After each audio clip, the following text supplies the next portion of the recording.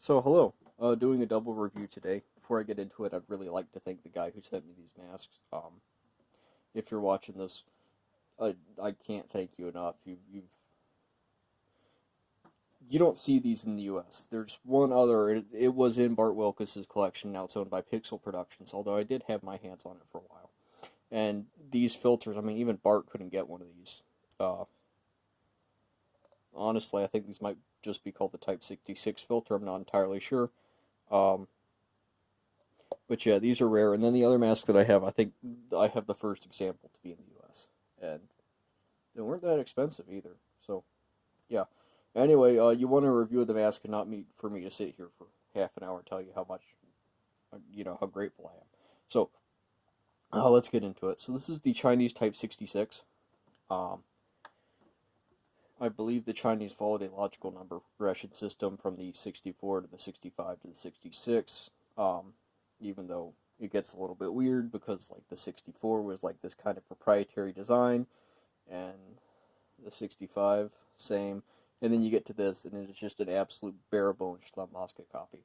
And this is really kind of peak Vietnam War, in terms of Chinese production and their work with the Vietnamese.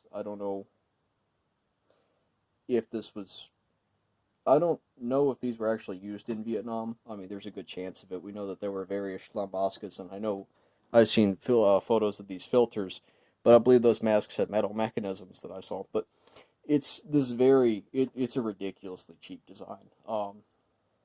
Even in the past, before this, the Chinese had worked with making metal mechanismed Schlambaskas, but this one is that really cheap plastic, just like you saw on the Type 64A. Uh, the transparent stuff, which is really cool, by the way. It actually gives it a really unique appearance compared to like even the TF1, where you have that gray plastic, which is still fairly novel for these masks. Um, uh, in terms of composition, really, it's a decent mask. I mean, this is still pot metal. Obviously, it's some kind of tin or cheap steel, but I mean the rubber's good. It feels, if you just had the face piece, it'd feel identical to one of the Soviet ones. Um, and in terms of functionality, it functions exactly the same.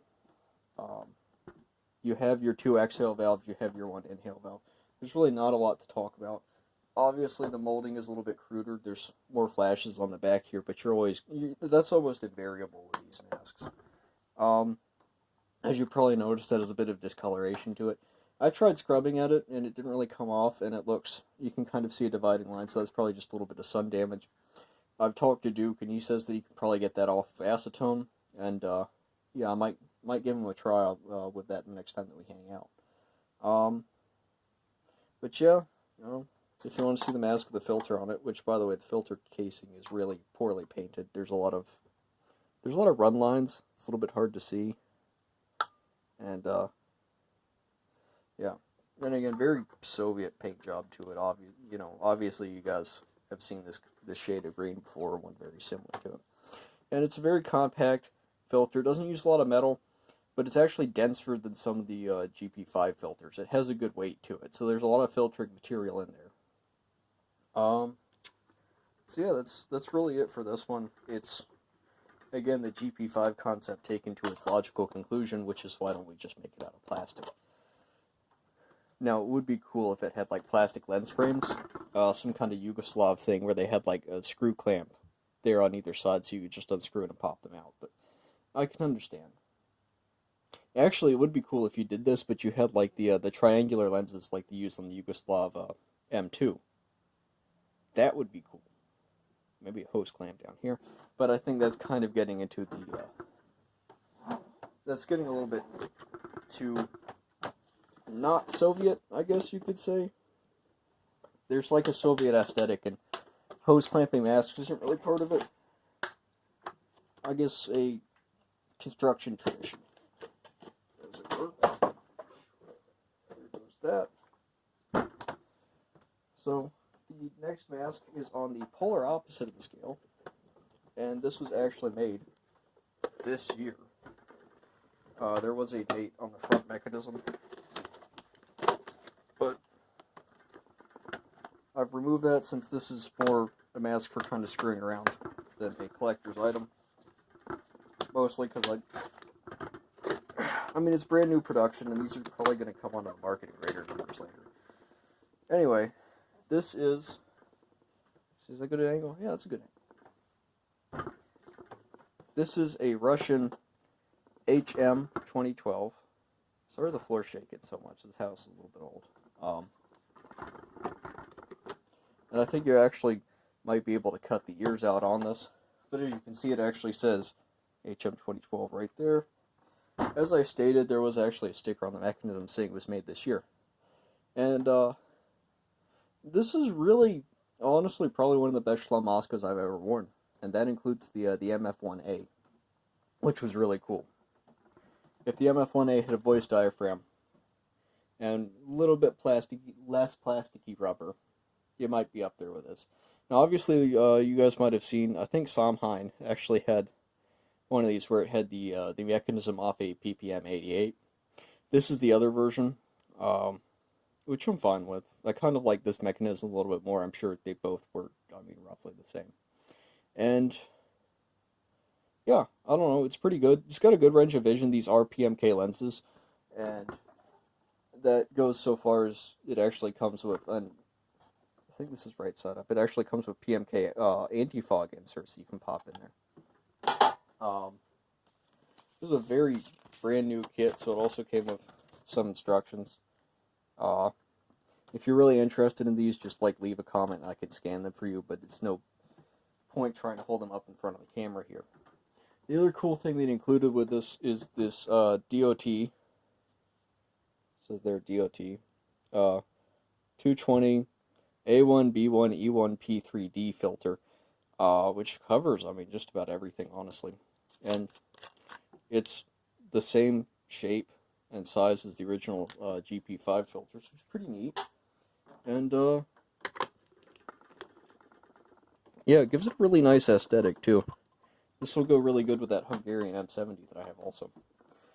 In terms of comfort, very comfortable mask. Now, it's a larger size, and I usually use smaller size masks, so that might be why it's so comfortable, but I get a good seal with it really easy.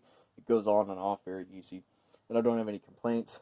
Obviously, the Type 66 is a little bit tight, just because the Chinese tend to make things smaller sizes, but this mask fits well. The voice diaphragm is very clear, and, yeah, it's a very compact design, too. You don't really have it stick out as much as you would have on, the MM1. Show you a side view. Here you can kind of see it's a lot smaller. It's a lot less irritating to deal with. And it's a lot safer, too. Here, I could take a pen and poke it through there and the diaphragm shot. On this, it's actually got a secondary metal plate on the inside. It'd be a whole lot harder to screw this up than it would be with that. And, let's see, what else? Oh, that's really it. Both of these are really solid, really interesting kits. I kind of regret a couple of years ago I sold off basically all my Schlummaskes to Pixel Productions, but I'm still collecting them. Just now it's only the weird ones, because I've got the 011, the MF1A, this, and the Type 66, so it's kind of like all the ones that you can't really find, I guess. And less of the Polish ones, because the Poles made a lot of MUA and OM14 variants, which is fine. Those are very cool, but still really kind of like this over those. Anyway, that's really all I can contribute to the discussion regarding these. Obviously, I'm a little bit out of my comfort zone with these masks. I can tell you where they're from and when they're from, and that's really about it. Obviously, this one's for industrial use, and the Type 66 was definitely military. And then everything in China eventually sees industrial use, because that's just kind of how they roll. So, yeah. Anyway, thanks for sending me these masks. I hope you enjoyed this review, and, yeah. Any questions, feel free to leave them in the comments.